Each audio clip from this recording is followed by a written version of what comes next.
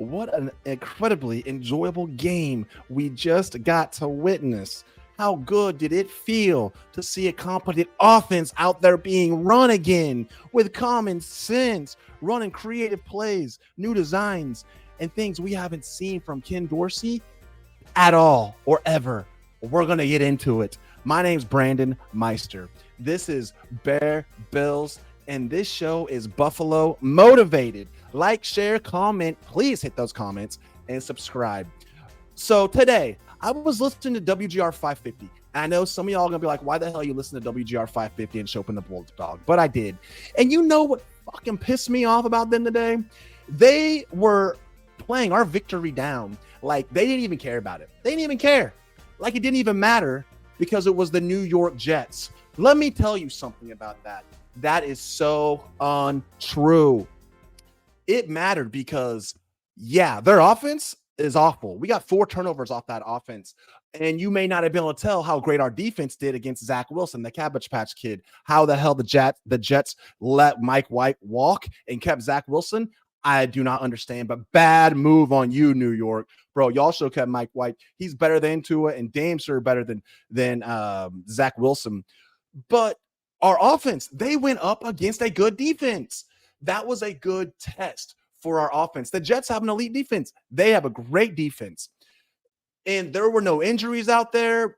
It was a fair matchup, and that's exactly what we needed. And how refreshing was it to see a real competent offense being played? My God. And we told you, we told everybody this offense was not hard to improve. Do you see the difference when you have an offensive coordinator who eats the short yardage to set up the long ball? That is what happens. Good ass plays for big time yardage. And that second drive we had, it should have been a touchdown. But Quentin Johnson, it hit him in the hands and he dropped it. That should have been a touchdown. And these Jets, man, they have a good defense. It was a great test for Joe Brady and our new style offense. They have that 32 points we put up on them. That's a lot of points. 32-6. Enjoy that score. That was the most points that the Jets have allowed since 2021. Suck on that. Suck on that, Chopin the Bulldog. That game mattered. Jets have given up only 1 touchdown to a wide receiver in the last 14 games. That's insane. And that 1 touchdown was to Stefon Diggs.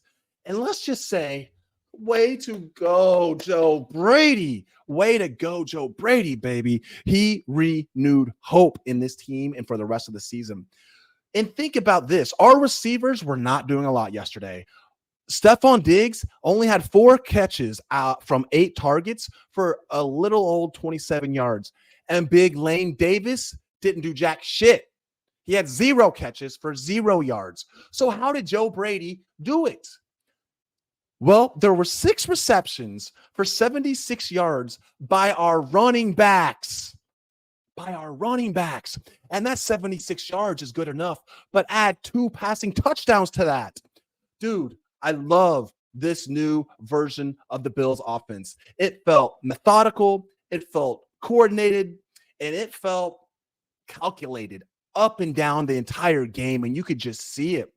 And there was a play that kind of pointed this out. If you remember, it was 3rd down and 5. We were on the 50-yard line. I think it was our second drive. And so they called a quarterback draw, and it was an easy 7-yard gain by Josh, and he just slid in for the first down because Joe Brady basically forecasted that play calling intuition. You could feel it. And Josh was under center a lot this game. And not only that, but we were using motion, pre-snap motion with intention to impact is a Dan Orlovsky quote that we've been hearing time and time and time again. And dude, we did it. We fucking did it. Finally, through a subtle and what's his name? Joe Brady threw a subtle shot at Ken Dorsey in his press conference saying, we don't want a motion just to motion. There has to be an intent behind it. And Dan Orlovsky pointed out multiple times where we would just be motioning people just to motion them without any intent behind it. But let me ask you, I have people ask me, how much motion did we use? I know the answer. Joe Brady used the most pre-snap motions for this Bills game since 2019. That's a big time change, guys. And not only that, but we were running plays to open up passing lanes. We have been inept in the first half of games.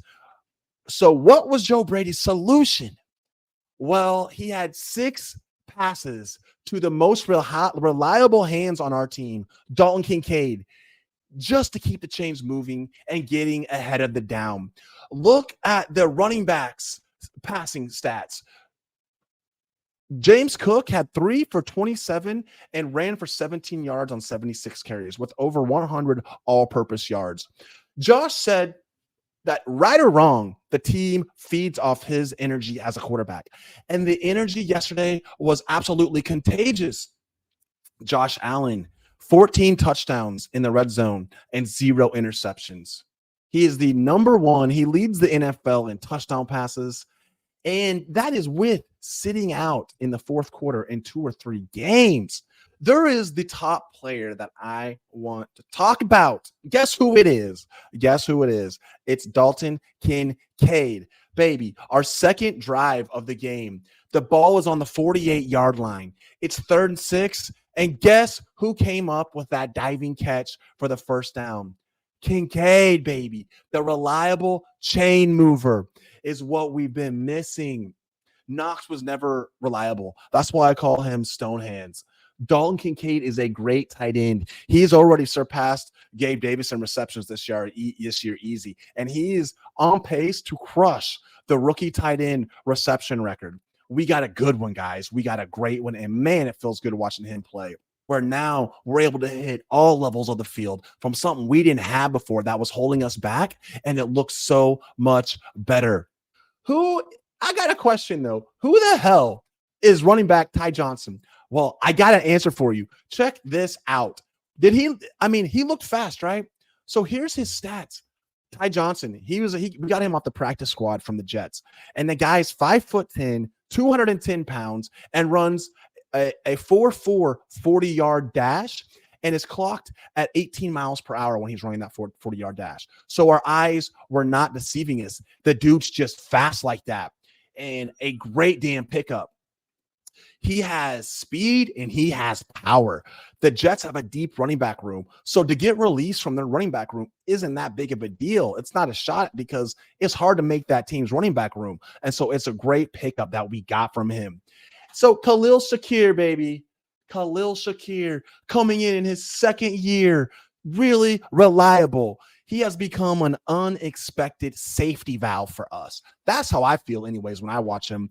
What happens is his catches, they break games open and they come in critical times where we're not expecting it. Just all of a sudden, we got a 17-yard or 27-yard, 13-yard completion to Khalil Shakir for a first down. He is becoming our number 3. It goes Diggs, Kincaid, Shakir, Gabe Davis. You're out of here, baby.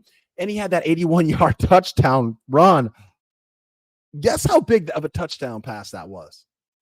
That was the longest touchdown pass in the NFL for this year so far. That was a big one, baby.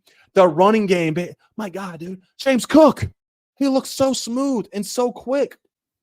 He's just going out there slicing and dicing, and he is the second in the NFL with average yards per carry at 5.3, and it shows. Yeah, he didn't have over 100 yards, but and that's 76 yards. It is like he gets 4.3 or 5.3 yards on every single run. He can slice through the line, and his speed allows him to cut outside of around the edge. It's just beautiful to watch. And then let's get into somebody who's got to be dropped. Gabe, Big Lame Davis, get the fuck out of here, bro. Get the fuck out of here. I'm over you. I don't want you on the team no more. I don't. Okay, I'm not. All right, you're my friend. You're cool. We can keep you, whatever, but to the fucking bench. To the bench. Till you prove yourself, you need to be on the bench. Trent Sherfield needs to be put in there. Gabe Davis, do we have to have like a Dawson Knox situation happens where Gabe Davis hurts himself and he has to be out 4 games before we actually give somebody else a shot, that shouldn't be required. Bench him. He played more snaps than any wide receiver or a running back yesterday, and that's a fucking shame. He was on the field 88% of the time. Gabe has to get that Dorsey treatment, baby. Bench him and put Trent Sherfield in. Can you imagine if we would have paid Gabe Davis? Can you imagine if we would have paid Gabe Davis? We were close. God, that would have sucked. We don't have to pay him now. We lucked out. Good on you, Brandon Beane, for scoping that out and making him earn it, because he damn sure ain't earning it. Our defense had 6 sacks, 2 interceptions, and 2 fumble recoveries. And let's talk about Beane real quick. Let's talk about Beane. These players he's grabbing and putting on our team out of fucking thin air. If Dorsey gone, if McDermott somehow was fired, I'm not for it.